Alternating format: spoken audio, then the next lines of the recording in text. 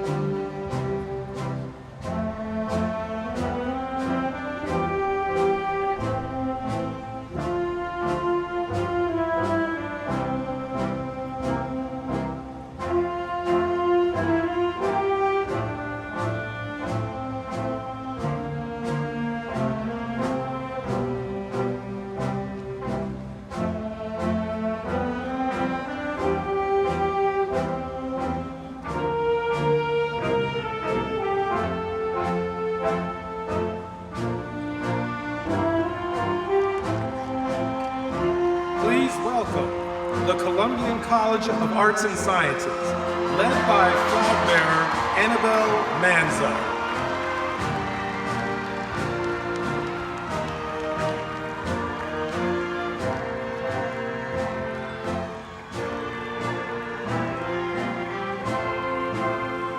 The School of Medicine and Health Sciences, led by flag bearer Angela Cunningham.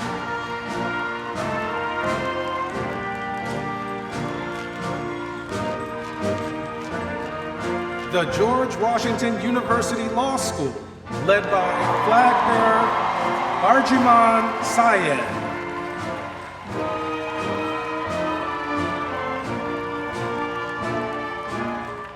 The School of Engineering and Applied Science, led by flag bearer Alexis Carmine.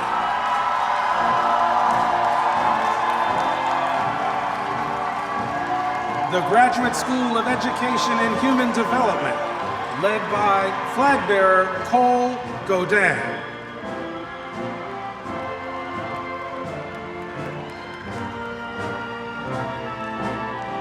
The School of Business, led by flag bearer Yasmin Ganji.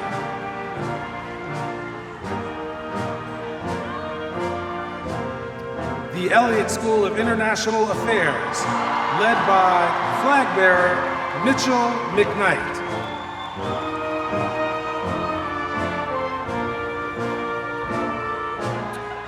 The Milken Institute School of Public Health, led by flag bearer Laura Santa Cruz.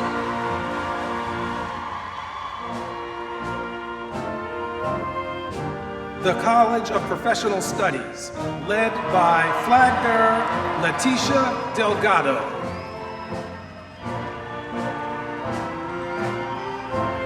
And the School of Nursing, led by flag bearer Chloe Lockman.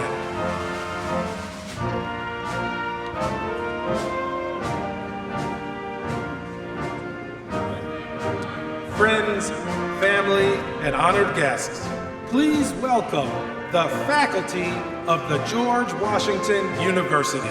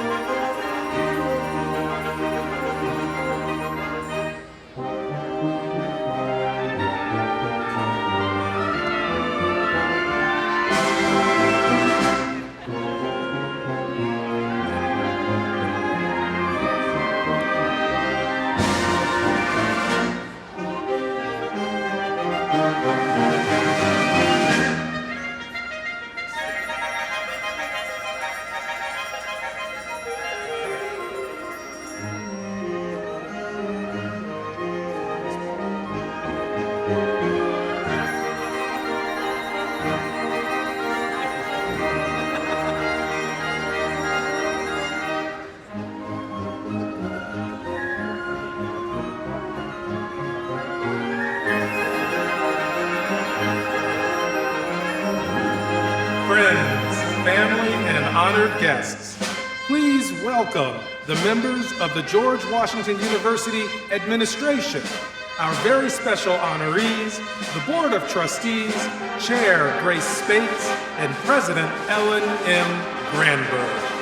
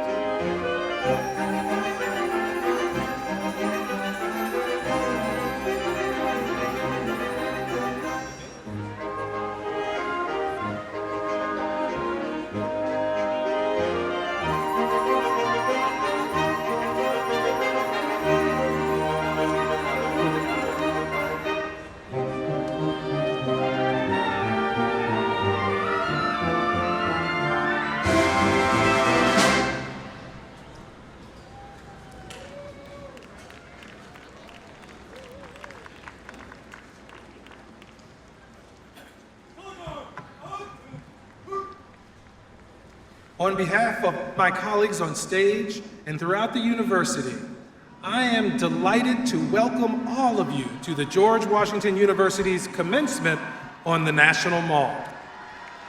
We will continue our ceremony with the presentation of the colors by the George Washington University Naval Reserve Officer Training Corps Ceremonial Color Guard, and the national anthem sung by Millicent Scarlett, a professor in the Department of Music. Would those who are able please stand and remove your hats? We will remain standing for the retiring of the colors.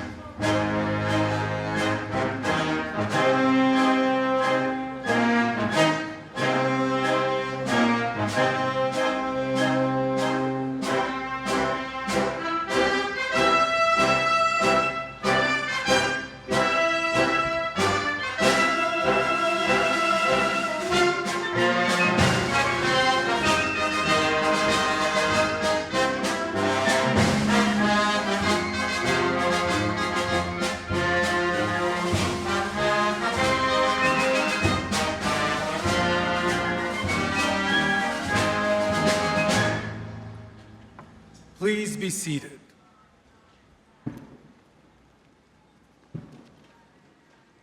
Class of 2024, congratulations. I am delighted to open our ceremony in this one-of-a-kind setting, the National Mall. It is a fitting tribute to your achievement in completing your studies at the George Washington University.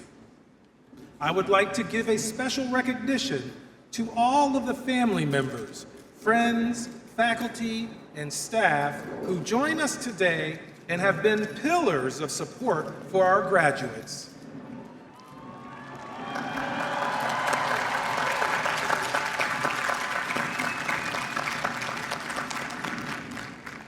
I also want to acknowledge the numerous alumni and friends whose generosity has funded the scholarships that have helped many give you the opportunity to attend our university.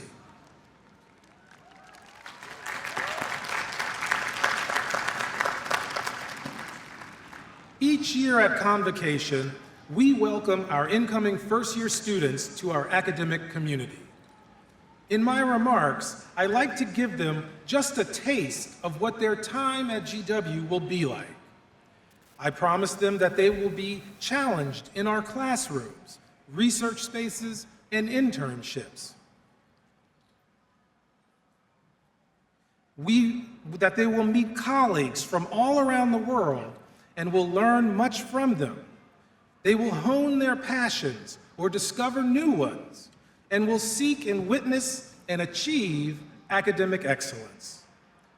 Our first-year students are always full of excitement and ambition as they look into the future, ready to embrace and maximize the opportunities available to them in the heart of our nation's capital and beyond. As graduating students, your perspectives come from the other side of that promise. You are now in the position to look back at your time at GW and see everything we said you would experience did indeed come to pass. You are able to reflect on the opportunities you embraced, the diverse people you met, the disciplines that you mastered, and the skills that you've developed.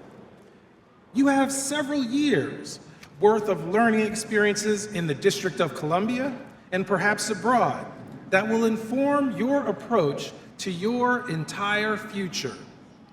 You have broadened your horizons and set yourself firmly on the path of excellence for whatever you do next.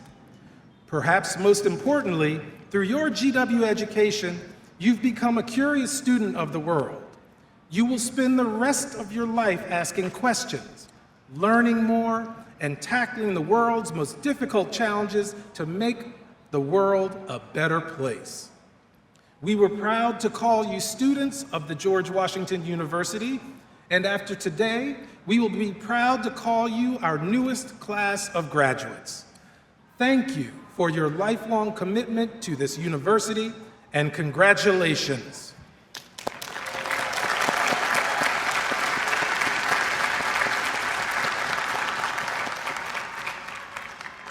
I now have the honor of introducing Grace Spates, Chair of the University's Board of Trustees and a GW alumna.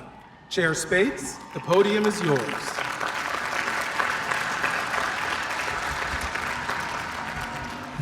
Thank you, Provost Bracy. Congratulations, class of 2024. As Chair of the Board of Trustees and a proud GW Law alumna, it is my honor to be here with you today as we applaud all your achievements. First, may I ask the trustees who have joined us this morning to please rise and be recognized by the audience.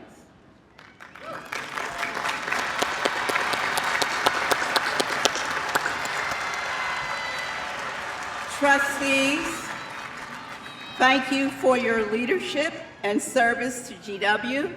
We are all grateful for your commitment. You may be seated. Class of 2024, take a moment to look around. Seated next to you are your trusted colleagues and fellow graduates. Here on the stage are your faculty mentors. In the guest seating area are your family and friends.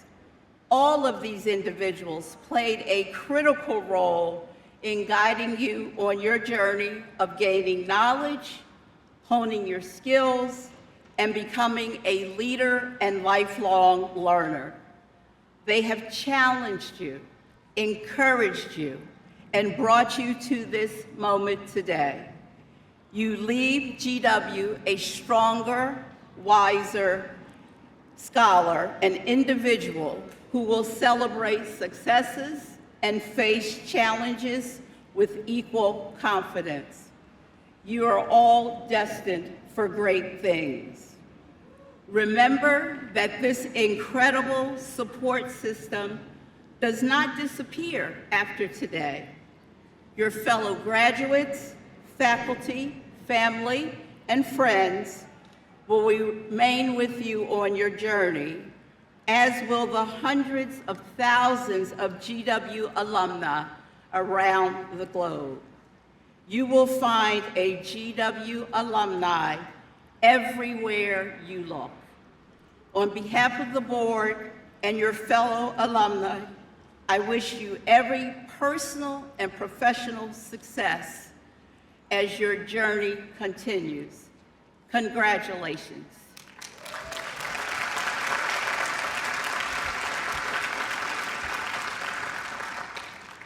I am now pleased to invite the president of the university to the podium.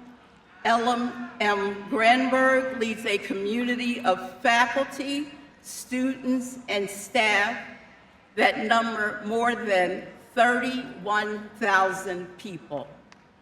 Please join me in welcoming the George Washington University's 19th president, Ellen M. Granberg.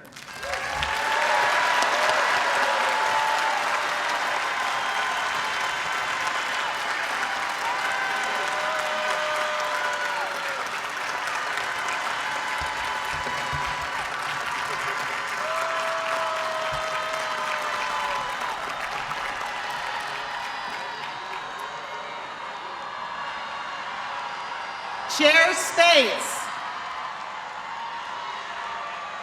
university trustees, honorees, faculty and staff, alumni, family and friends, and of course, the class of 2024. Good morning and welcome to the George Washington University's 2024 Commencement ceremony.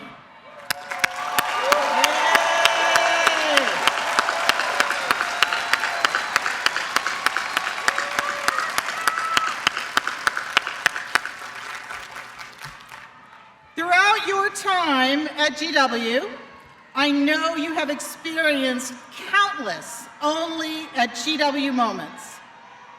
From classes taught by leaders working in government, industry, and academia, to internships and experiences on Capitol Hill and talks with remarkable alums. These unique moments are all part of what makes a GW experience so special, and I hope you will cherish them in the years to come. As we sit here today with the Washington Monument as our backdrop, I invite you to join me in thanking our host, the National Park Service, for its generous help in preparing this incredible setting and creating one more truly only at GW experience, a graduation on the National Mall. Yay!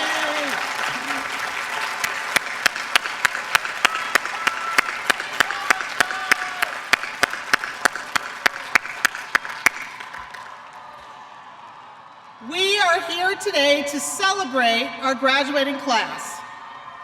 But I know that no journey in higher education can be achieved alone.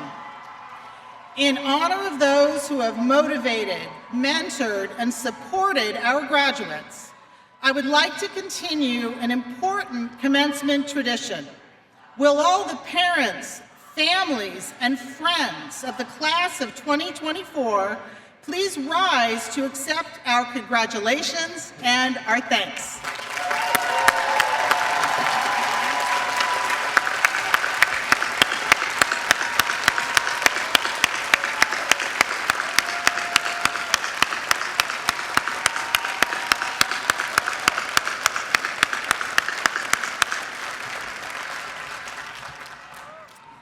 I also want to take a moment to recognize and thank the GW faculty and staff for their unwavering commitment to the intellectual and personal growth of our graduating students. Please join me in giving a round of applause to our incredible GW faculty and staff.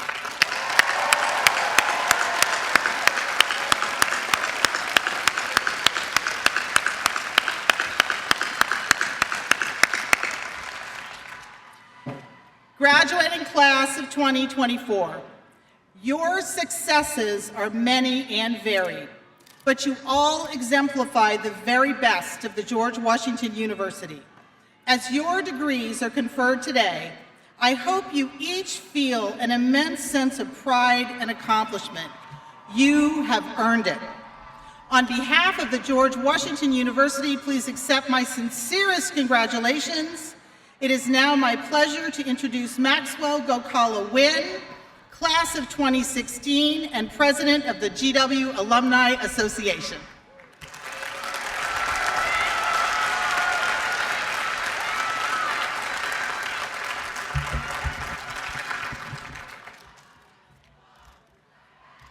Good morning, graduates. Give yourself a hand of applause. This is exciting. Today is a tremendous celebration for both you as students and GW as an institution. You are stepping foot into the world as new scholars, practitioners, and most importantly, alumni of the George Washington University. Congratulations. As president of the GW Alumni Association, I have the distinct honor of welcoming you to a community of over 330,000 driven and determined alumni who reside around the globe. We are truly proud to have you. An important part of our community are our alumni emeriti, those who have graduated from GW 50 or more years ago, some of whom are seated in the front rows in gold caps and gowns. Please join me in welcoming these.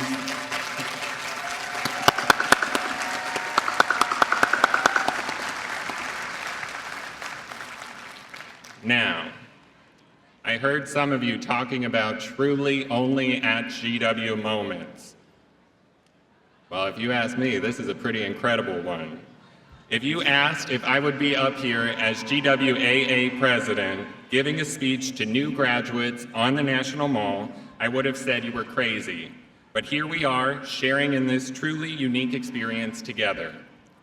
I would be remiss if I did not mention the excitement of today and the ways in which you, your family, your friends, and our entire GW community celebrate you.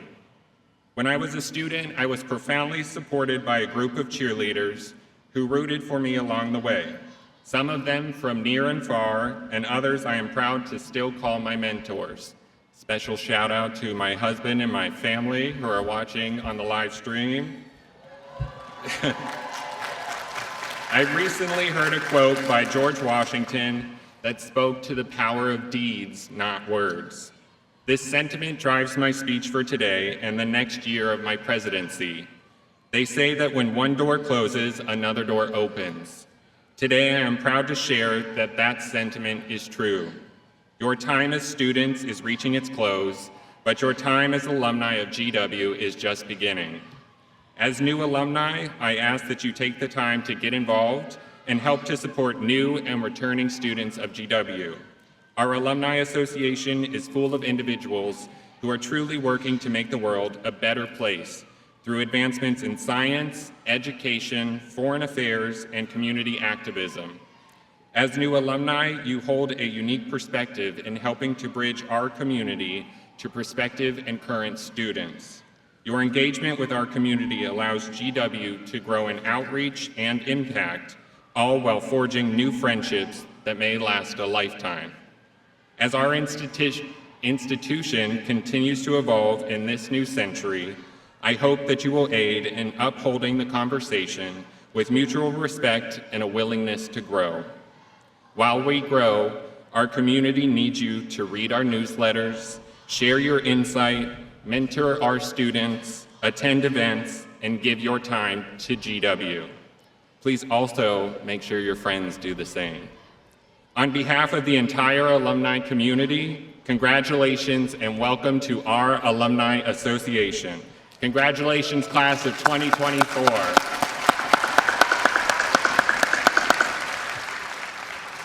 It is now my honor to introduce our student speaker, Yahya Aliyu. Yahya is a master's candidate in biomedical engineering. He is a Baltimore native, but spent 5 years living abroad in rural West Africa, where his father led the revitalization of a large public hospital. During his time at GW, Yahya achieved many milestones while staying actively involved on campus.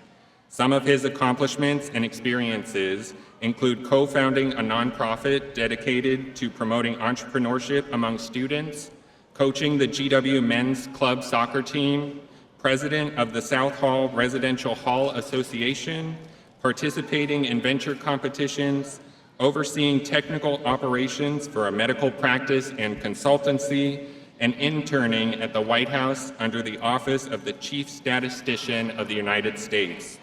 Today, Yahya works in Deloitte Consulting's health practice while also managing financial operations for a local nonprofit based in West Africa. Please join me in welcoming him to the podium.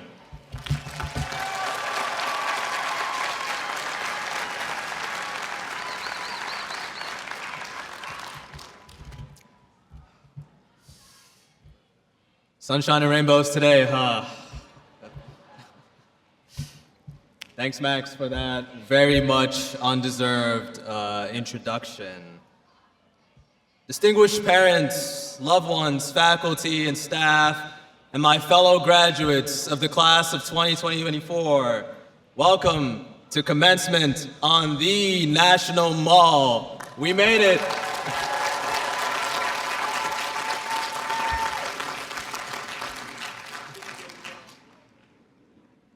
27 years ago, my father left Nigeria for the United States, soon arriving in the wholly unfamiliar land that is Washington, D.C. And unexpectedly, 2 years later, he became a GW graduate. Shout out to Milken.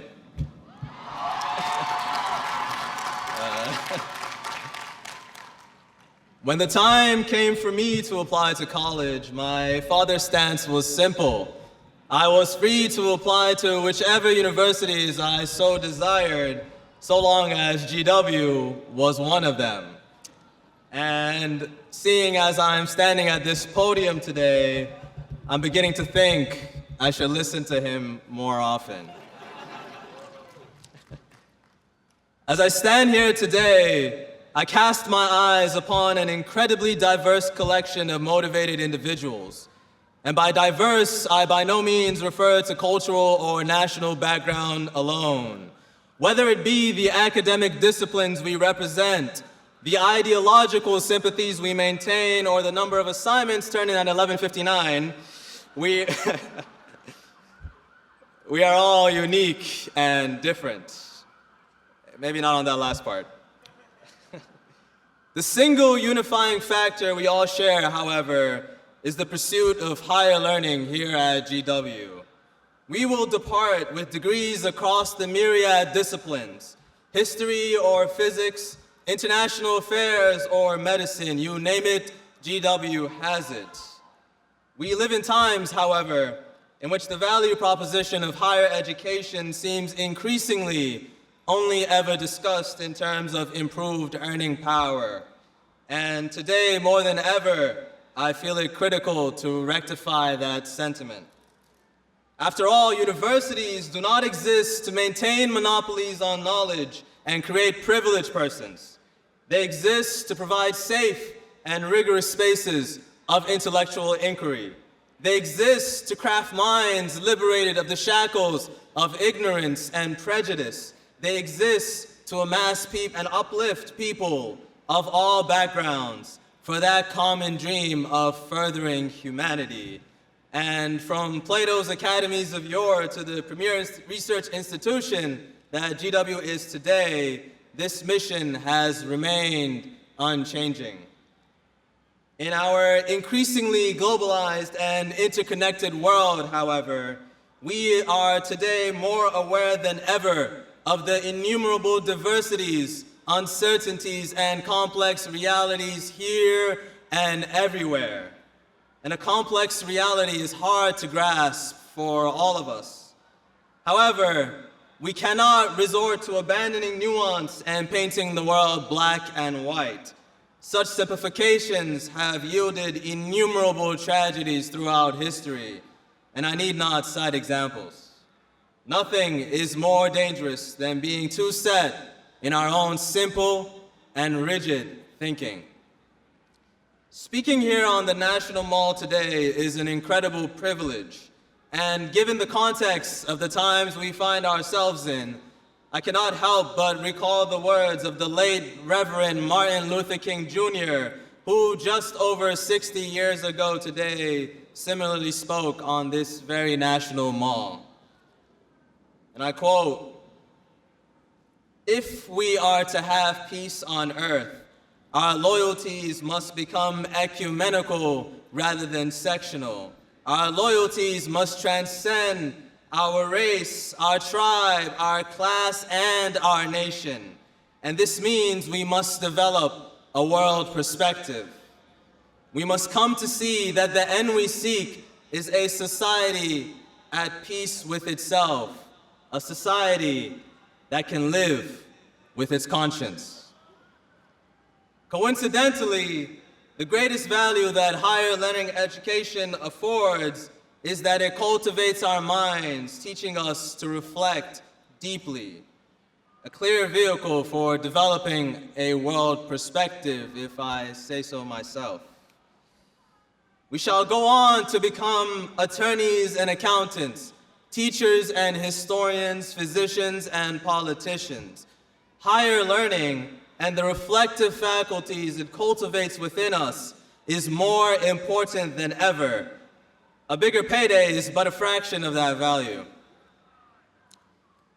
As GW students, our graduation canonizes us today as revolutionaries, a name we chose for ourselves. We are inspired by those revolutions that have ushered in new paradigms of thinking, introduced ground-shattering innovations, and challenged the status quo to make the world a better place. But the most important revolution we will ever stage is internal. We must come to embody the change we wish to see in this world. Thanks to Newton, we all know that to generate a force, we require mass and acceleration. I hear you, Cease. Before me is a whole lot of mass. All we need now is a tiny bit of movement. So let the first steps we take beyond these grounds be the accelerant that generates the reflective force for good we wish to see take hold in the here and now. After all, as the Eastern adage goes, the journey of 1,000 miles begins with a single step. Congratulations, class of 2024. Raise high.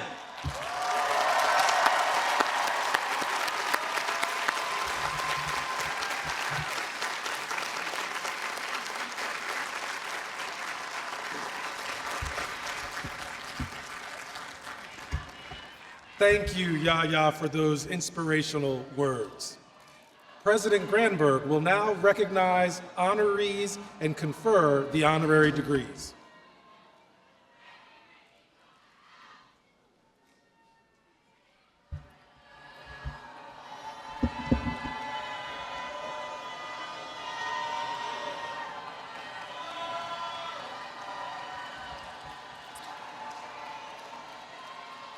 First, I would like to recognize a very important member of the GW community who has been selected to receive an honorary degree, but could not be here today. That individual is businessman, public servant, and philanthropist, Ambassador John Loeb, Jr. His career includes service as U.S. Ambassador to Denmark from 1981 to 1983 and delegate to the 38th session of the UN General Assembly. Through a generous donation he made possible, the Ambassador John L. Loeb Jr. Institute for Religious Freedom and Democracy in the Columbian College of Arts and Sciences. At a later date, Ambassador Loeb will receive an honorary Doctor of Public Service, and we offer him our congratulations.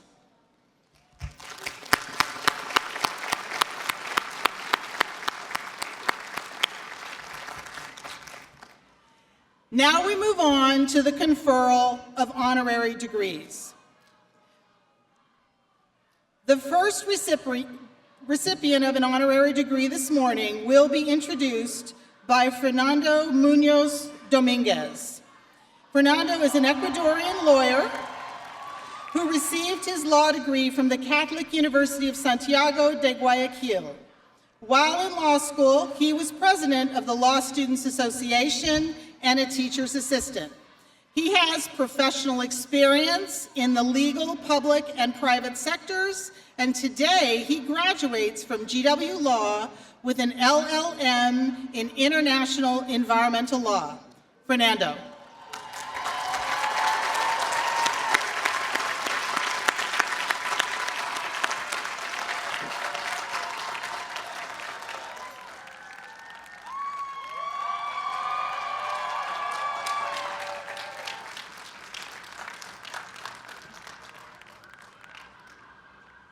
President Granberg, it is a great honor to present to you the Honorable Vincent Gray, Doctor of Science, honoris causa.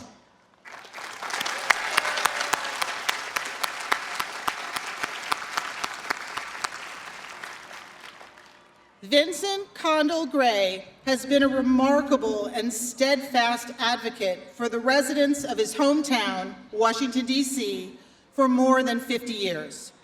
His dedication to children and their families has long been a hallmark of his service in both city government and the nonprofit sector.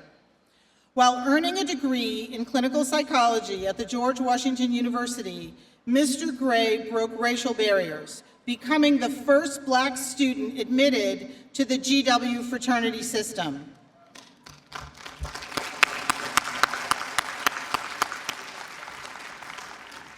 After graduating from the university, Mr. Gray began his career at the ARC of DC, a community-based nonprofit that promotes and protects the rights of people with intellectual and developmental disabilities.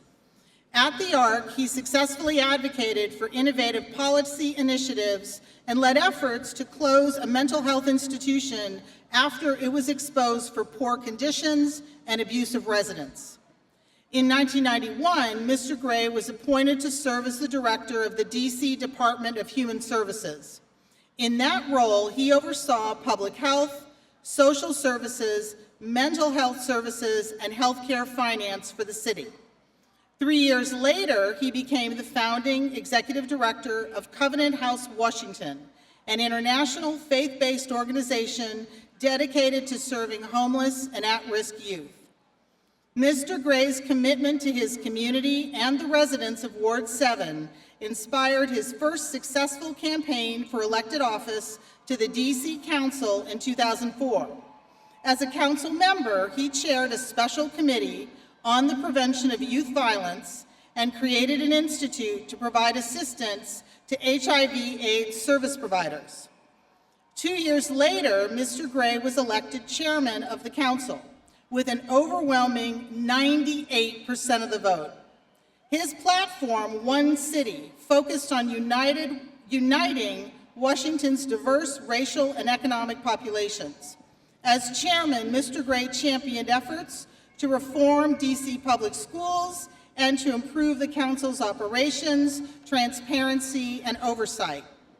To increase access to a high-quality early childhood education, he spearheaded the Pre-K Expansion and Enhancement Act, which provided 2,000 new classroom slots for 3 to 4-year-olds. In 2011, Mr. Gray became the 6th elected mayor of the District of Columbia.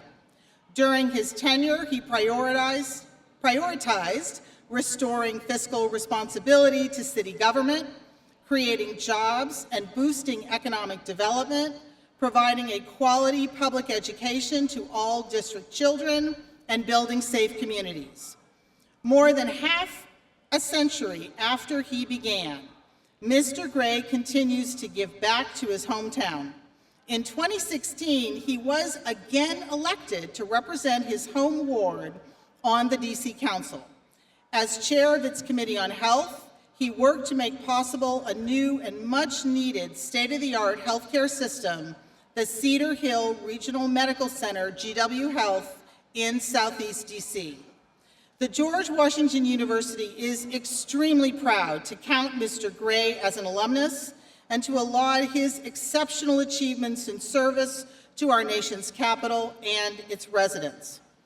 Vincent Gray, in recognition of all the foregoing, and by virtue of the authority granted to me by the Congress of the United States, vested in the Board of Trustees of the George Washington University, I hereby confer upon you the degree of Doctor of Public Service, honoris causa, and declare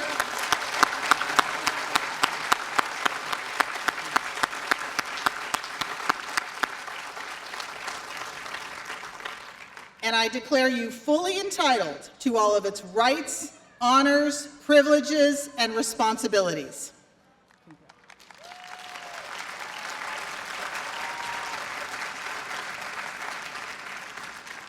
I am now pleased to welcome Dr. Dawn Coombe to provide remarks on our honorees' behalf. Thank you. Good morning. Congratulations, class of 2024. It is an honor and a great pleasure to welcome everyone on behalf of the man I proudly call my husband, but who you know as council member, council chair, mayor, and at George Washington University, a class of 1964, undergrad, and 1966 masters. Dr. Vincent Gray.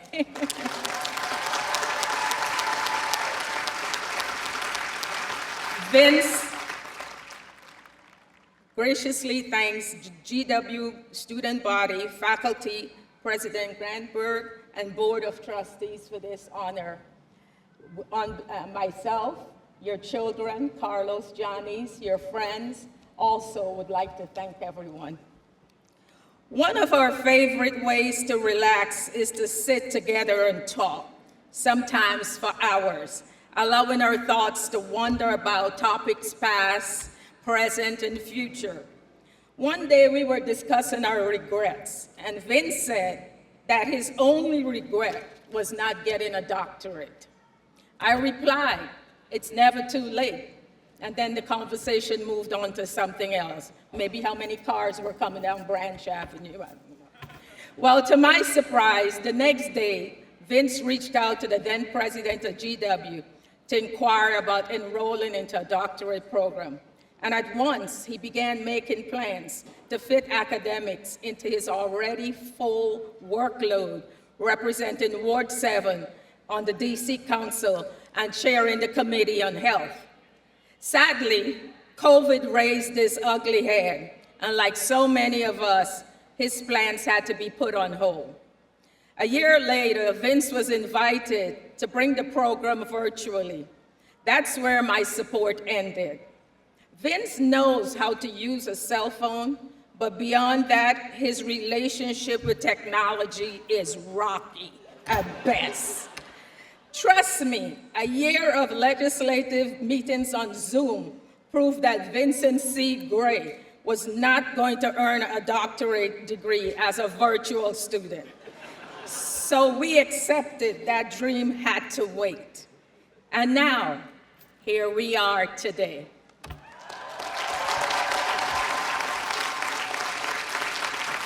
In fact, graduates, you too are here today because you overcame challenges.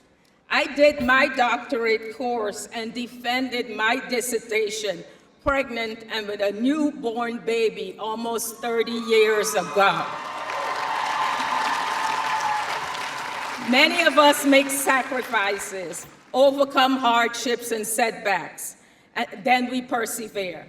There are so many ways to earn a degree, but the key is it is earned.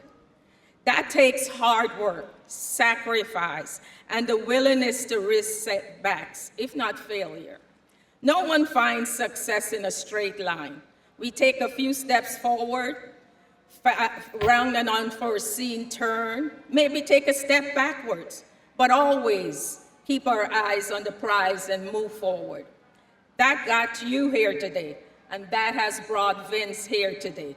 Celebrate, you earned it. And in the days to come, if your journey sometimes seems too hard, or if you feel you can't do something, or maybe you just settle for doing something else, but remember this day and what you got here. You can achieve whatever you set your mind to. Never give up. I am so proud of my husband, Dr. Vincent Gray. Now, there are 2 doctors in the house.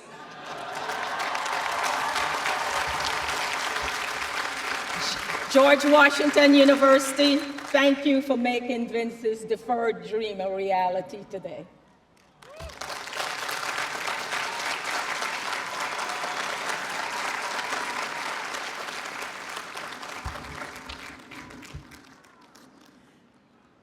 Thank you so much, Dr. Kum, and congratulations, Dr. Gray.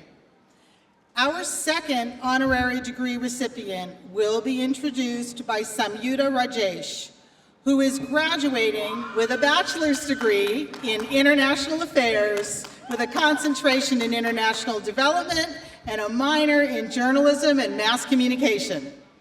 She is passionate about self-development and human behavior and shares insights on multiple platforms about health, happiness, and healing. Samyuta.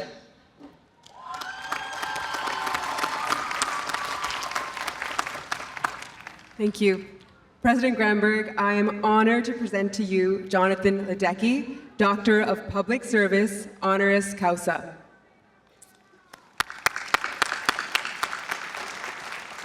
Jonathan Ledecky is a highly innovative and successful entrepreneur, investor, mentor, and philanthropist.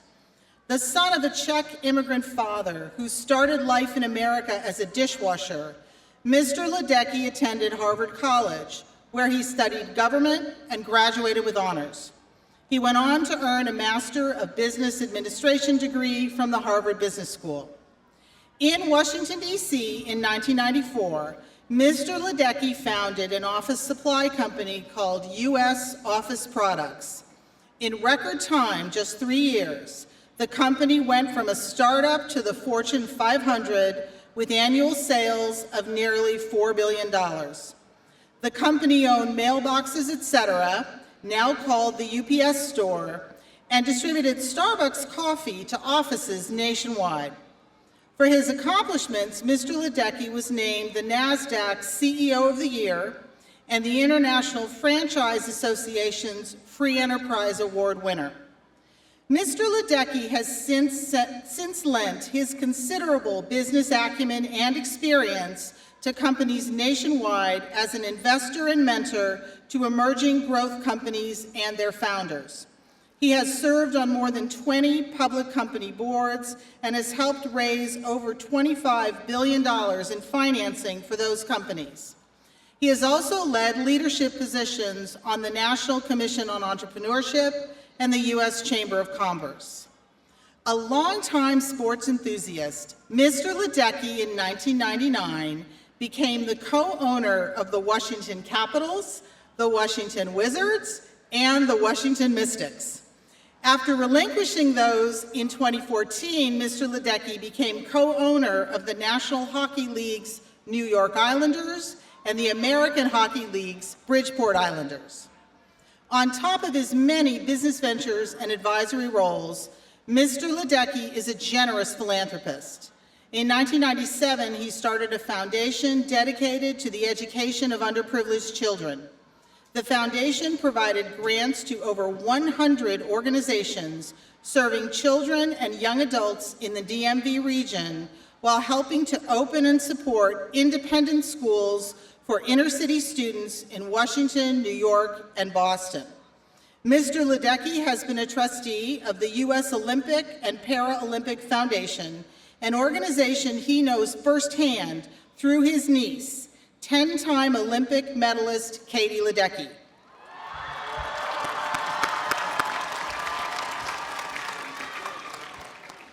His beneficence has also extended to the George Washington University, where he served for 5 years as a member of our Board of Trustees. Mr. Ledecky is a role model for aspiring entrepreneurs and those seeking to succeed in business. His advice, investment, and leadership has fostered entrepreneurial companies' growth and ability to compete and thrive across the globe. John Ledecky, in recognition of all the foregoing, and by virtue of the authority granted to me by the Congress of the United States of America, vested in the Board of Trustees of the George Washington University, I hereby confer upon you the degree of Doctor of Public Service, honoris causa.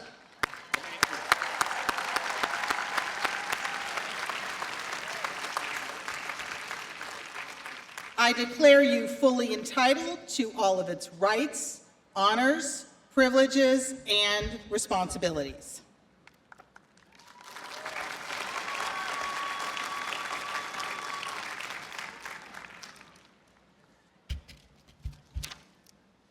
Thank you, President Gramberg, and thank you to all of the trustees and all those involved for this wonderful honor.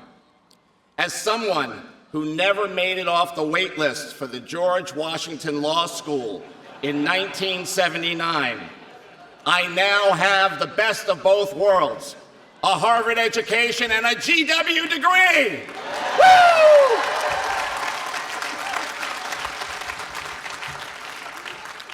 I am so thrilled to receive this honor alongside Vincent and Jen.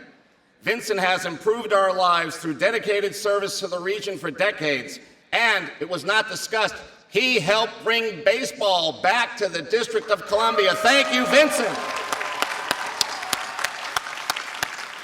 You're going to hear from Jen. She's devoted 20 years of her vibrant career to public service, and we ironically both graduated from the same high school in Connecticut. They're very happy back there. Listen, my friends were concerned about me giving this speech, so they said, we're going to send you Chat GPT speeches based on putting in all the input here. Quite frankly, their versions were better than what I'm going to tell you today, but I don't want to be accused of plagiarism and lose my degree just as I receive it. It might be technically better, but Chat GPT and all of technology will never capture the human spirit. It will never capture the character of being human. Don't you forget that. I want to tell you a story. My dad came to this country in 1948 from the Czech Republic. He was a refugee from communism. He landed at Ellis Island on a packed boat. The only job he could get was as a dishwasher off of exit 9 of the New Jersey Turnpike at the Howard Johnson's restaurant. He was working there one day when he said to his colleague in broken English, "I am new in this country. If I am blessed to become a citizen, what should I do?" And his boss said 3 things: get a good education, have a family, and one day try to buy a home. That's the American dream. As a penniless immigrant, my father ended up working days and going to school at night. It took him 20 years of night school, but he got his BA. He got an MBA. He even, alongside Vincent, got a PhD. We grew up in small rental apartments in the Bronx, Brooklyn, and Queens. Shout out to those of you from there. And when I was a very young boy, I asked my father, "Dad, what is the box that you have in our hall closet that every night when you come home, you take the coins out of your pocket and you throw them into the box every night?" And he said, "Son, that's our house box. That's the box of our future." Well, it took my father 15 years of putting pennies, nickels, dimes, and quarters in the box when one night he finally told us, "I have saved enough coins to buy us a house." Why do I tell that story? I want to thank my parents for their hard work and sacrifice in making our American dream a reality. But more importantly, can I ask all the graduating members of this year's class to please stand up for 1 minute. Please humor me and stand up. Now, look around for your parents, your relatives, your siblings, your teachers, your friends in the audience. They deserve a standing ovation from you.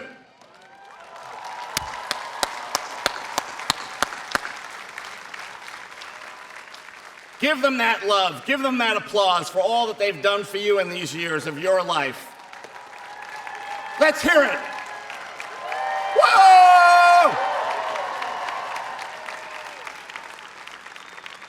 They are so exceedingly proud of your lifetime achievement today. And you can sit down. But you should be so grateful to them for being there for you as a support system, offering guidance, encouragement, and love. What's my next message? Hockey is life. At least it is if you own a hockey team like me. Why do I say that? It goes by faster than a slap shot. You want to avoid the penalty box at all costs.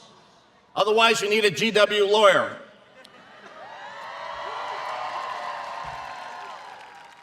Still can't believe I didn't get in. You need good coaches and teammates too. Find something you love as much as hockey players love hockey and try to become great at it. But remember, failure happens. Embrace the failure.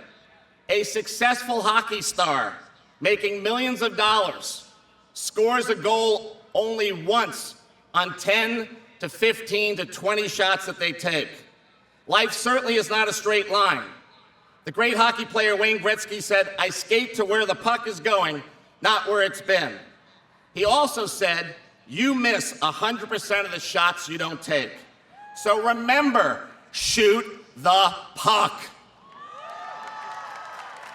Yes, it's a hockey reference, but it's also a metaphor for seizing opportunities, taking risks, and pursuing your dreams with unwavering determination.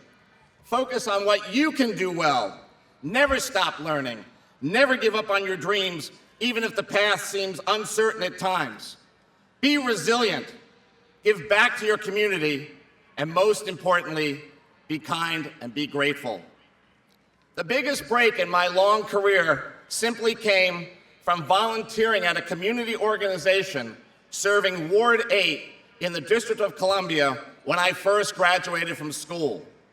It's where I bumped into and met another volunteer who saw my potential, became my mentor, and put me on the path to where I stand in front of you today.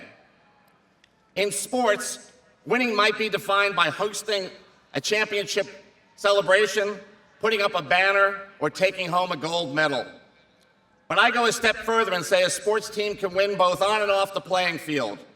A sports team truly is a community trust, and we all own it together. Our New York Islanders Hockey with a Heart program of direct volunteering by both our players and our fans has so positively impacted our community. Given the relentless nature of technology, direct human connection, communication, and friendship will matter more than ever in our complicated and complex world.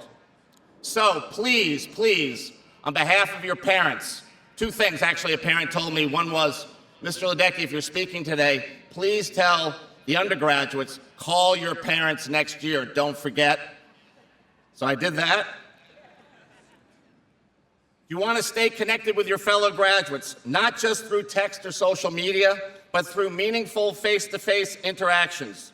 Cherish these friendships, nurture them, and let them serve as a source of strength and support as you navigate your next chapters in life.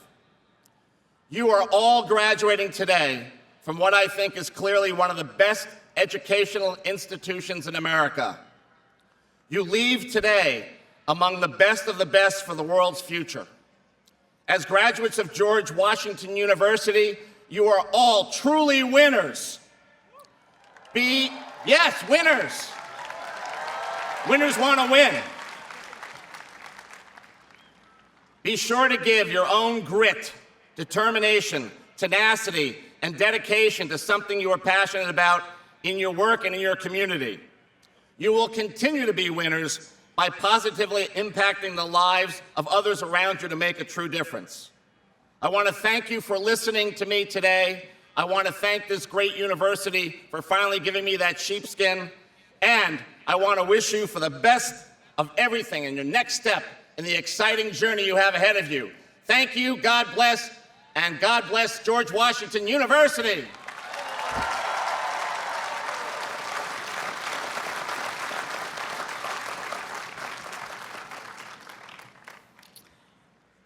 Thank you so much, Mr. Ledecky. Our third honorary degree recipient will be introduced by Joseph DeSilos.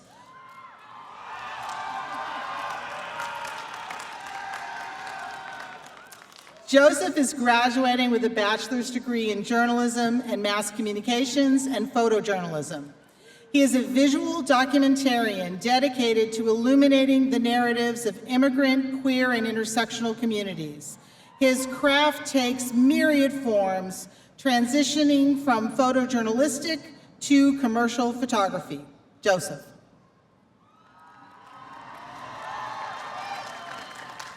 President Granberg, I am honored to present to you Jen Psaki, Doctor of Public Service, honoris causa.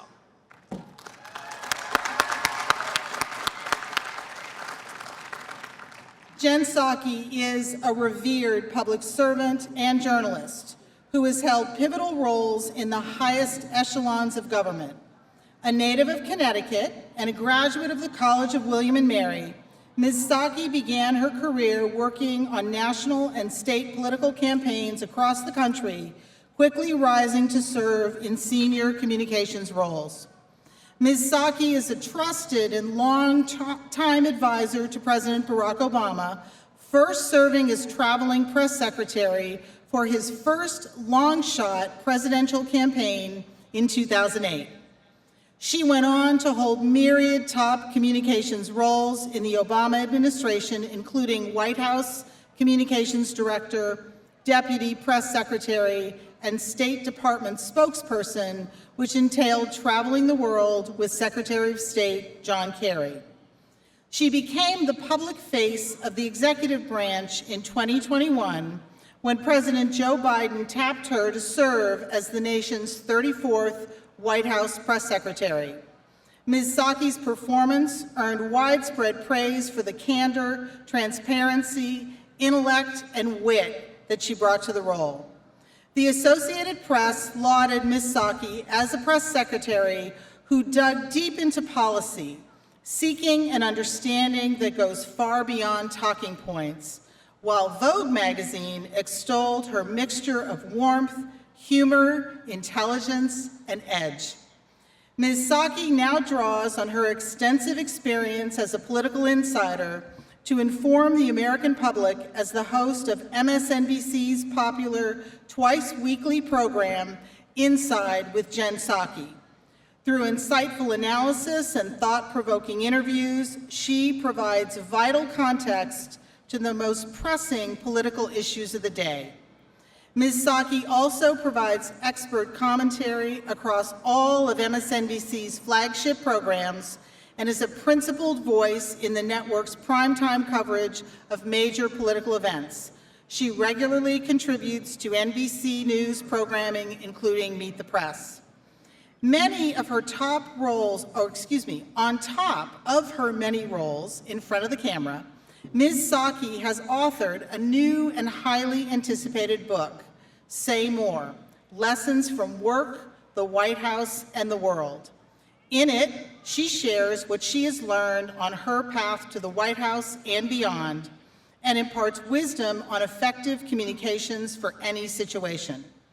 Ms. Psaki's lifelong dedication to excellence in public service and journalism of the highest caliber clearly embody the values of the George Washington University.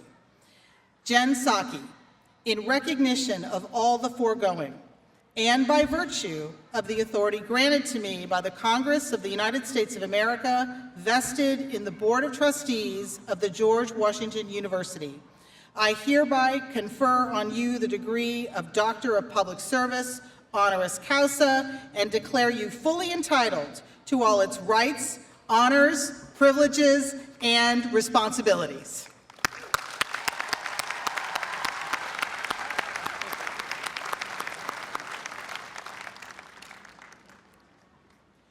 Now, please join me in giving a warm welcome to our commencement speaker, Dr. Jen Psaki.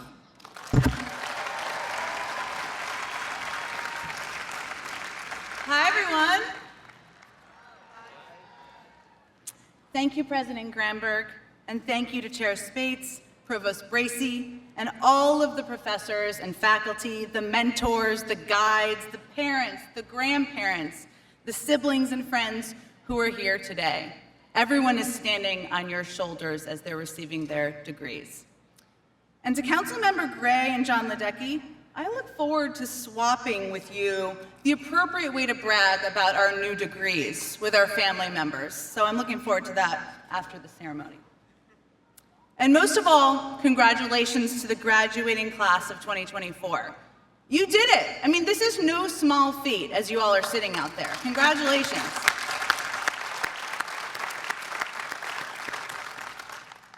And you may be sitting here, I've been in your shoes, it was a while ago, looking ahead to the next job, a big move to a new city, or whatever it is that is currently completely stressing you out right now, put it aside. Take in a moment, take in this moment, be in this moment, leave the rest to tomorrow. Now, you may know me if you know me at all, let's be honest, from the time I spent standing behind a different kind of podium. In the years I worked in government, I spoke in front of presidents, prime ministers, Olivia Rodrigo. I know, really, I spoke in front of Olivia Rodrigo. I did. And as President Granberg mentioned, I now have a host a show on MSNBC. My point is I have spent a lot of time in my career speaking publicly. It's kind of what I do for a living. So you'd think I could just kind of roll up here and make something up on the spot at these kind of things by now. Don't worry, I didn't do that. Not only do you all deserve better, but I'm not really a person who wings things exactly. That's not my personality, if I can avoid it, of course. And I learned this the hard way many times over in my career. But one time was when I was White House Communications Director under President Obama. I learned that even 15 minutes of preparation can make a big difference. So back in 2016, I was attending a state dinner at the White House for the Prime Minister of Italy. My daughter, Vivi, was less than 1 year old. She's almost my height now, by the way, goes fast. And I had a completely crazy and intense job, obviously.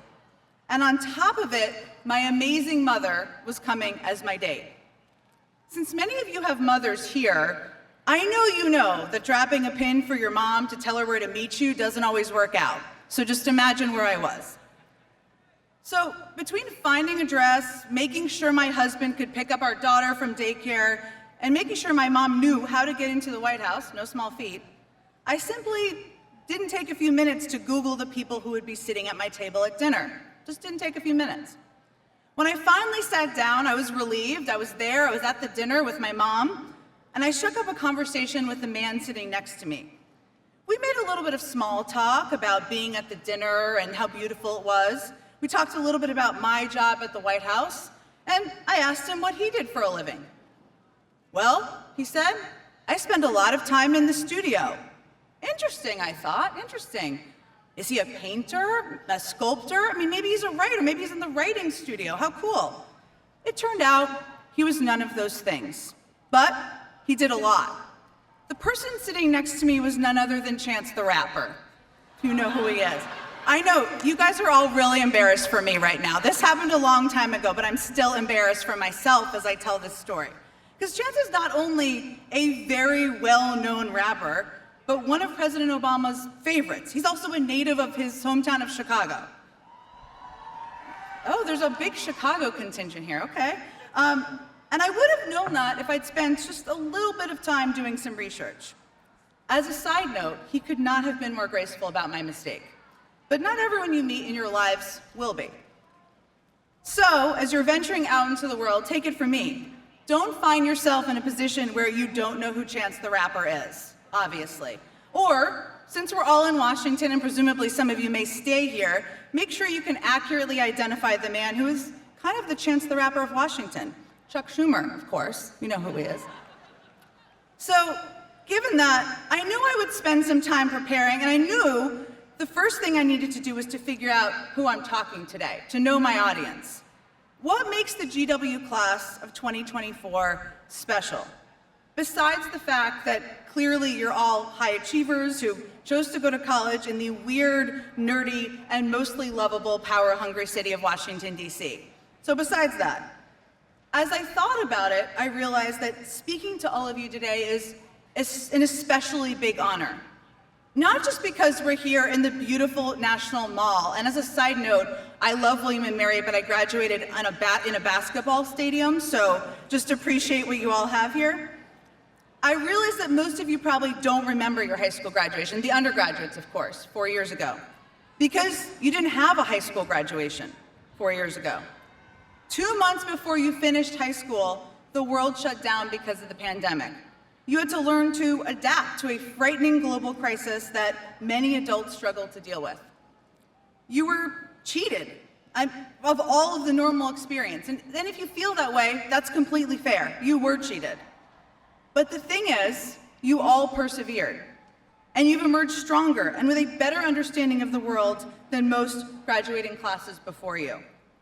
And in the process, you earned the importance of resilience and the ability to respond to circumstances you can't control firsthand. Believe me, since I've been out in the world a while, that ability may be more valuable to all of you than anything you learned in the classroom. And on an expectations note, let's be honest. I mean, since many of you have never had a graduation before, it's already a big win for me because you also have nothing to compare my speech to. And by default, this is already the best graduation speech you've ever heard. So that's good for me. Which brings me to the second part of the work I did to prepare for today. I did check in with some of my friends who are GW graduates to know enough that a good joke about ordering a hat at Mad Hatter last night might hit with the audience. Okay, they were right. Especially if I see someone nodding off, and that maybe is because you had a hat at Mad Hatter last night, prompting you to nod off today. But the thing is, as a graduation speech isn't just about local color, that's part of it. You all are proud GW graduates today. It's about more than that. So as a part of my preparation, I also looked up some commencement speeches online, as many people do. You've had some good speakers here. And I looked up others too. I mean, it was a little intimidating. Every celebrity, dignitary, and professional smart person, as I'll categorize them, has given one. Melinda Gates, Oprah, Taylor Swift. I mean, yeah, hers was actually very, very good, I will note.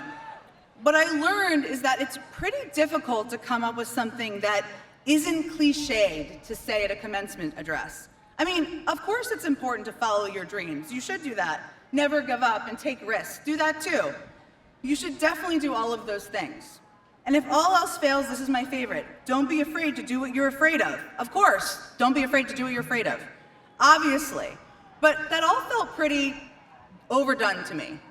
So I called a friend who happens to be a brilliant writer, and she helped me brainstorm about what I should talk about today. After a while, I thought I'd kind of figured it out. So I sent her a text. What if I talk about the importance of learning from your mistakes? I asked her. My friend is closer in age to you than I am, much hipper, and she shot this down immediately. She wrote back, this is a quote, "I think that's too negative for a graduation, LOL." And by LOL, she means, for the parents out there, you shouldn't do that. Now, feedback from people you respect is really important, and you should always seek it. I took it seriously. But despite the fact that talking about mistakes may be too negative for graduation, LOL, here is the thing I can tell you with a lot of perspective on it. Understanding how to deal with your mistakes is also really important. Sometimes they will be self-inflicted, like the time I couldn't get Steve Carell and the movie Space Force out of my mind while answering a question about the actual Space Force, a serious and important division of the military, from the White House podium. If you're wondering, my joke didn't land so well, so I learned from that. And sometimes they won't be self-inflicted at all. Mistakes are really about things that don't go as we expect them to go, and having to regroup and recalibrate and adjust our plans afterwards. Navigating them requires the kind of resilience every single one of you has developed over the last few years, through a global pandemic, through an attack on our nation's capital, and through all of the other challenges of just being a college student today. So even if you may not feel like it right now, you are prepared for this moment. You are adaptable. You are already resilient, which is a good thing, because I promise you, you're going to make a lot of mistakes over the next few years. If everything goes well for you, and I hope it does, you'll make more mistakes in your 20s than in any other decade of your life. No promises, but hopefully you make fewer as you get older. What's important to remember is that unless you have a really, and I mean really, really high level security clearance, most of these mistakes, and most of the time when things don't go as expected, it's not going to ruin your life. As Taylor Swift, I had to quote her because her speech was great, said in her commencement speech, a lot of the time we lose things, we gain things too. I often tell my 8-year-old daughter, perfect is completely boring, because it is. And it's almost always limiting. If I had been a perfectionist and so risk-averse that I would do anything to avoid making a mistake, I would have missed out on a lot of valuable experiences. I mean, life-changing experiences. I would not have taken a job as the spokesperson of the State Department and traveled the world with Secretary Kerry, or as the communications director at the White House when I was nearly 6 months pregnant. That was a little risk-taking there. I would not have launched a TV show, definitely not, and I probably wouldn't be here today, speaking in front of all of you. If you royally screw up a graduation speech, it turns out the internet and the world will let you know. You may learn more about who you are by messing up. I certainly have. And if you handle these moments well and handle your mistakes well, they could become funny anecdotes that you tell at dinner parties or dates or, say, during a commencement speech on the National Mall. So yes, I've had a front seat to history many times over, and I'm so grateful for that. I've briefed presidents, cabinet officials, and again, I just needed to mention Olivia Rodrigo just one more time in the speech. But I've also made some big mistakes in my time. Like the time in 2003 when I was a 24-year-old junior campaign staffer and I CC'd the entire Iowa press corps on an email where I was trash-talking one of my boss's opponents. Wasn't good, I know. Now, my boss at the time was John Kerry, and if you are listening and out there, Howard Dean, I am deeply sorry for everything I said on that email chain. I was pretty positive I was going to be fired. I mean, I was certain that this was the end of my political career. And when I called Robert Gibbs, by the way, it was on a landline phone, just to kind of age and date myself a little bit, I braced myself for how he would respond to my mistake. But he didn't fire me. He didn't even yell. He advised me on how to handle any questions from reporters and reminded me to be mindful of my CC line in the future, which, by the way, is very good advice. In the moment of my massive screw-up, he showed me tremendous grace. The funny thing is, when I called him recently about it, he didn't even remember this happening. I obviously still remember. I just shared it with all of you. There was also a far more publicly embarrassing time when I was 28 years old. I had a job working for then Senator Obama as his traveling press secretary during his 2008 campaign for president. It was very much a dream job.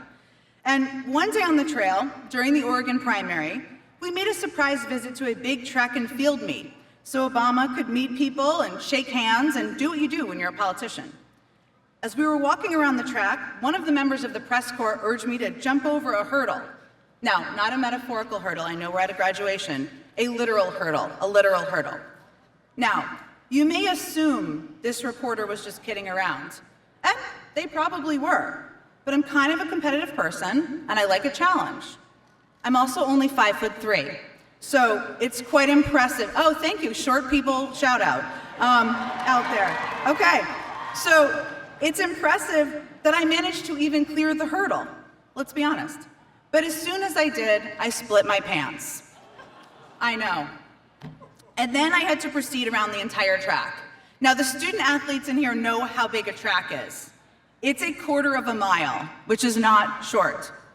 When we finally approached the end of the track and arrived back where we started, I thought I'd made it through the most embarrassing moment of my life. And then someone in the stands yelled to Senator Obama, "Go over a hurdle, jump over a hurdle."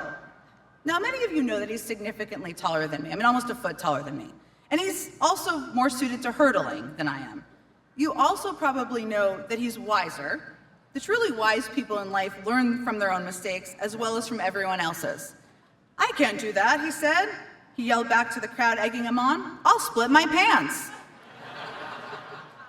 Of course, somebody in the press corps responded, "One of your staffers already did, Jen Psaki did." Imagine how I felt in this moment. So then, Senator Obama walked over to me with the entire press corps, rolling television cameras, all of them following him. "It's not that bad, sir," I replied. He replied without skipping a beat, "Looks pretty X-rated to me." So, the point of my story is this.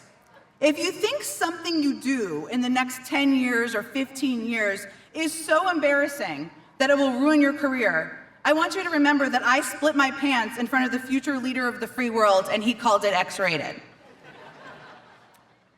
My point is that you will make mistakes. You will screw up. We all do. You'll have days that are embarrassing. It's incredibly difficult to have perspective in that moment. You may think in the moment, my career is over, or I can't show my face in front of this group of people ever again. Things that seem big in the moment can also end up being not that big a deal. And your ability to navigate through these moments that don't go as expected is often far more important than how you navigate the days that go well. So if there's one thing that you take away from today, from me at least, in addition to your diploma, that's the key thing, it's this. Give your friends grace, your parents grace, who are all out there, your future partners grace or current partners grace, and most importantly, give yourself grace in these moments. You are all already resilient, so resilient that I feel kind of silly standing up here trying to explain the importance of being open to learning from your mistakes. You already know exactly what it's like when things don't go according to plan, and you already know how to navigate adversity and keep going. To finish college at this moment in history like this one, when it can seem as if the world is falling apart around you in multiple ways, takes not only resilience, but also optimism that there is a future for you. And I promise you, there is one. Just don't let any mistake or any loss, or God forbid, any ripped pair of pants, get in your way of clearing the hurdles before you. Thank you, congratulations, and raise high.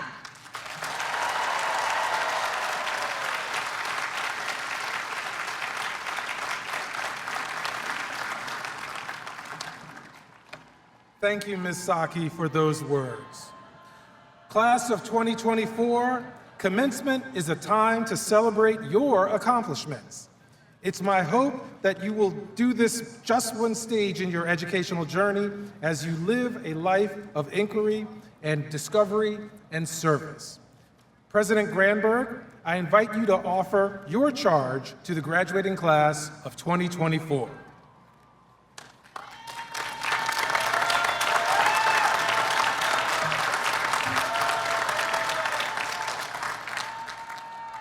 Class of 2024, you are an exceptional group of motivated and talented individuals, and it is truly my honor and my privilege to join you here today.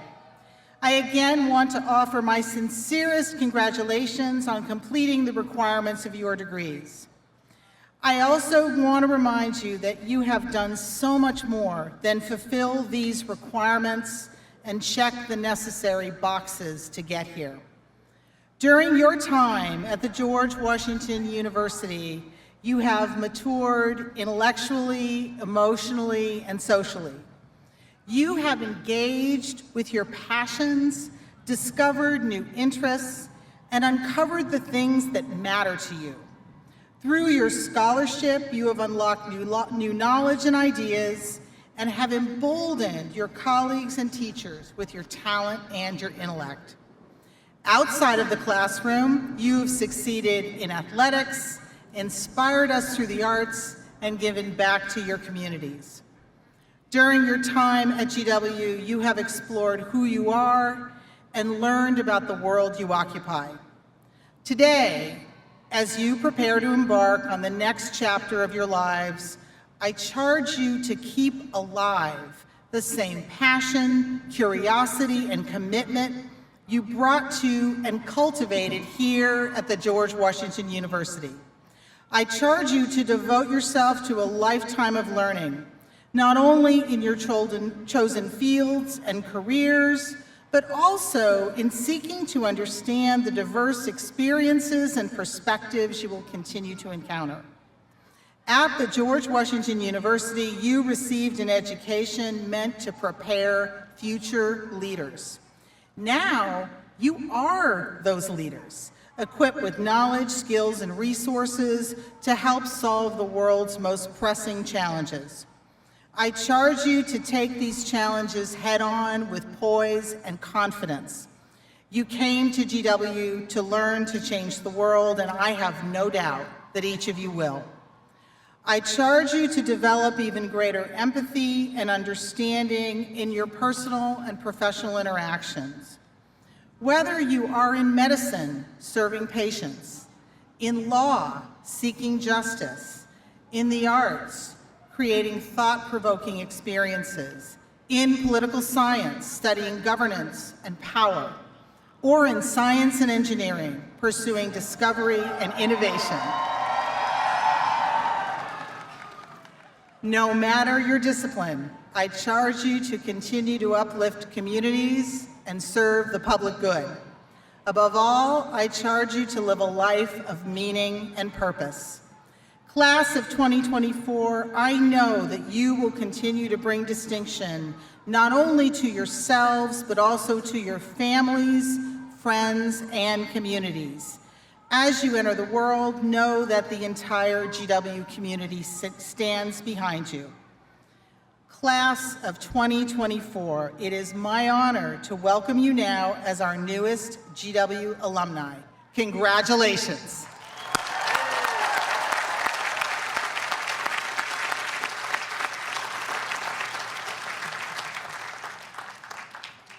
Thank you, President Gramberg.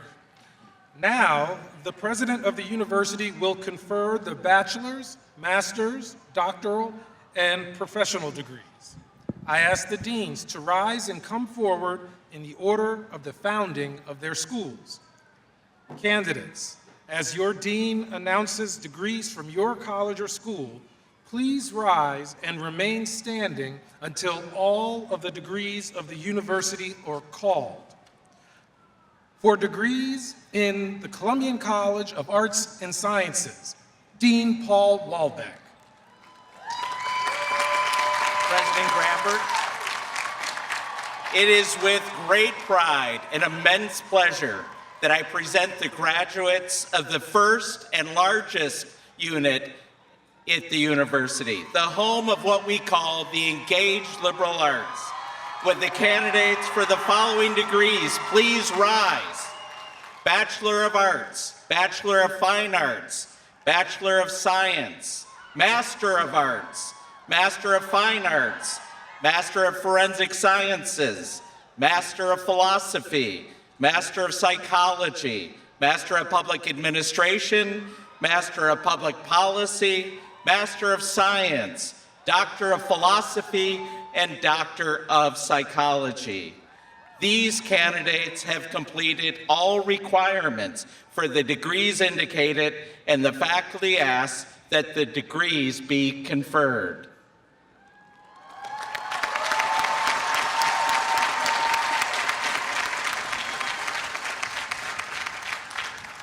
Thank you, Dean Walbeck. For degrees in the School of Medicine and Health Sciences, Dean Barbara Bass.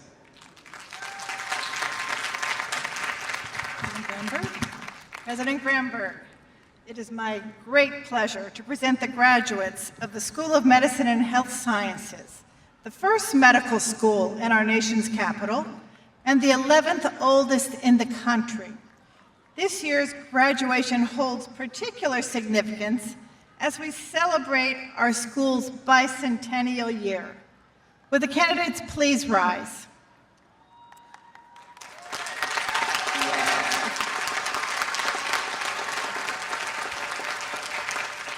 Bachelor of Science in Health Sciences, Master of Science and Health Sciences, Doctor of Physical Therapy, Doctor of Occupational Therapy, Doctor of Philosophy, Doctor of Medicine, and Doctor of Health Sciences. These candidates have completed all requirements for the degrees indicated, and the faculty asks that the degrees be conferred.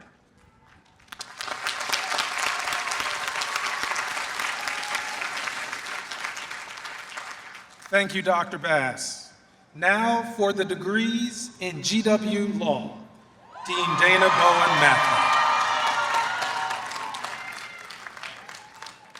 President Granberg, it is my great honor to present to you the degree candidates from the George Washington University School of Law, a global law school that exists to have an impact on the law and the world. Will the candidates please stand?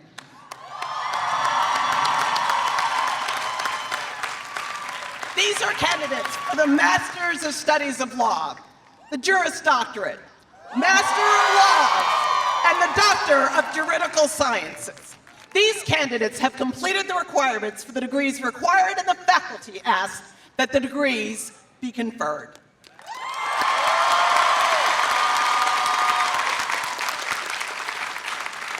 Thank you, Dean Matthew. Now, for the degrees in the School of Engineering and Applied Science, Dean John Locke.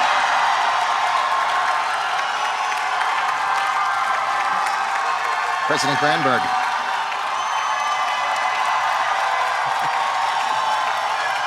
I am so very proud to present to you the degree candidates from the School of Engineering and Applied Science, whose innovations are going to change the world.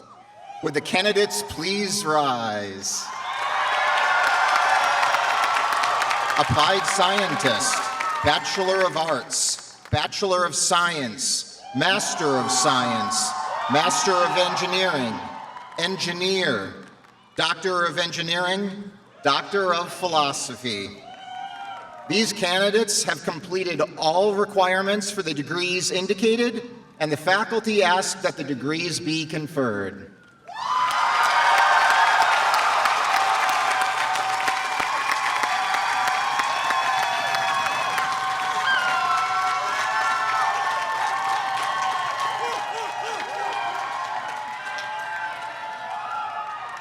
Thank you, Dean Locke. And now, for the degrees in the Graduate School of Education and Human Development, Dean Michael Foyer. President Granberg, it is a distinct honor and privilege to introduce to you the graduates from the Graduate School of Education and Human Development who are going to pave the way for the future of American democracy. I am so proud of them. Would the candidates please rise? Master of Arts in Education and Human Development, Master of Arts in Teaching, Master of Education, Doctor of Education, and Doctor of Philosophy.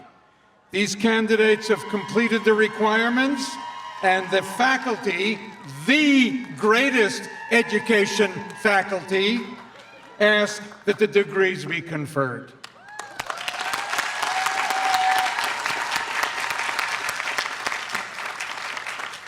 Thank you, Dean Foyer. For degrees in the School of Business, Interim Dean Vanessa Perry.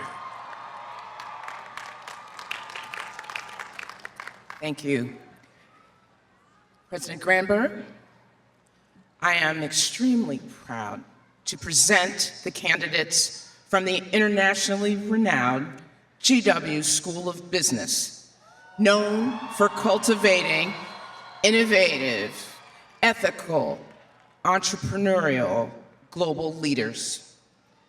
Will the candidates from the School of Business please rise, including Bachelor of Business Administration, Bachelor of Science, Master of Business Administration, Master of Science, Master of Accountancy, Master of Human Resource Management, Master of Tourism Administration, and Doctor of Philosophy.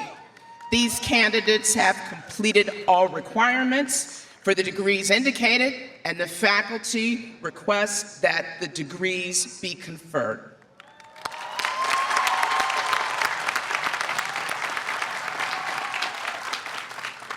Thank you, Dean Perry.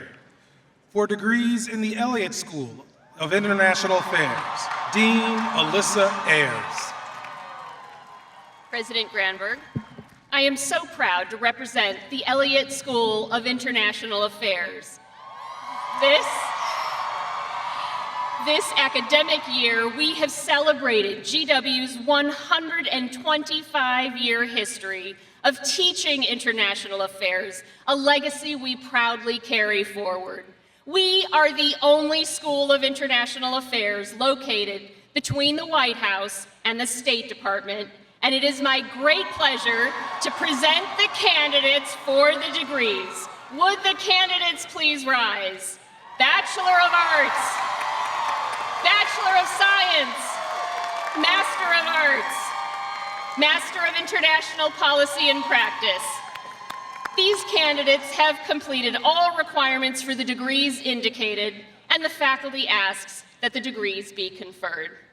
Yay, Elliott!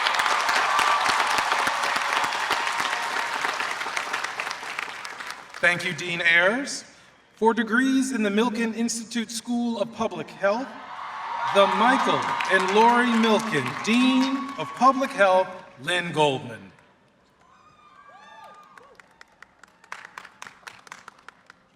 President Granberg, I'm delighted to present the candidates for the degrees. Would the public health candidates please rise? Bachelor of Science, Master of Science, Master of Health Administration, Master of Public Health, Doctor of Public Health, Doctor of Philosophy. These candidates, who are dedicated to the health and well-being of all people everywhere, have met the requirements for the degrees indicated, and the faculty asks that the degrees be confirmed.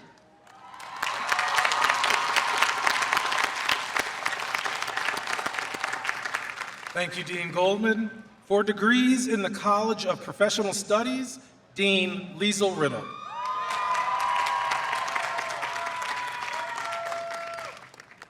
President Granberg, I am so very proud to present the candidates for the following degrees. Could the candidates please rise?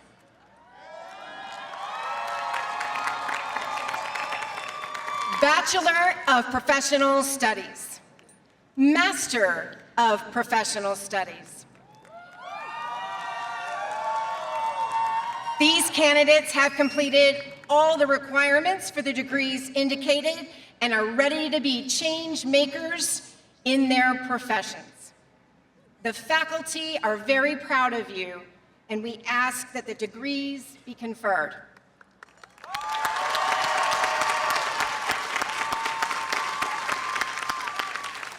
Thank you, Dean Riddle. And now, for degrees in the School of Nursing, Dean Susan Kelly Weeder. President Granberg, I am proud to present the candidates for the following degrees. Would the candidates please rise? Bachelor of Science in Nursing, Master of Science in Nursing, Doctor of Nursing Practice, and Doctor of Philosophy. These candidates are going to be the world's best nurses. They have completed all of the requirements for the degrees indicated, and the faculty ask that the degrees be conferred. Thank you.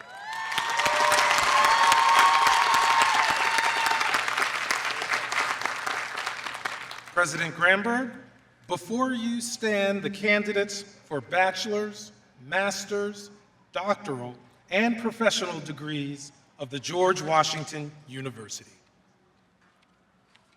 By virtue of the authority granted by the Congress of the United States of America, vested in the Board of Trustees of the George Washington University, I hereby confer your degrees and declare you fully entitled to all their rights, honors, privileges, and responsibilities.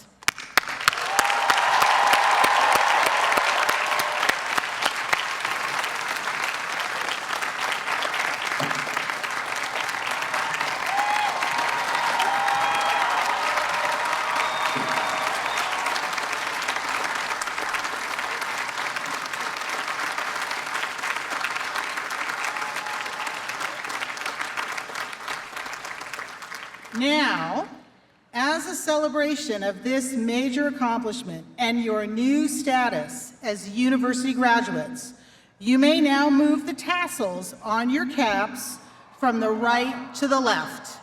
Congratulations to you all!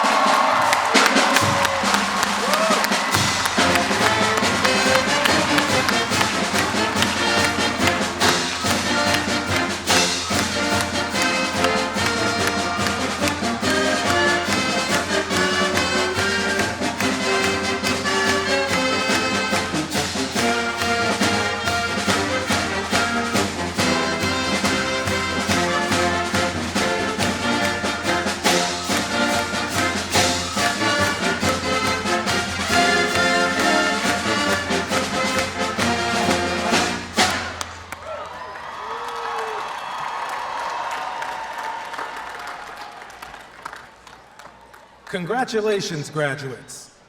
Now, please join Millicent Scarlett in singing your alma mater. The words are on the screens or at the end of the digital program. And please remain standing for the academic recession.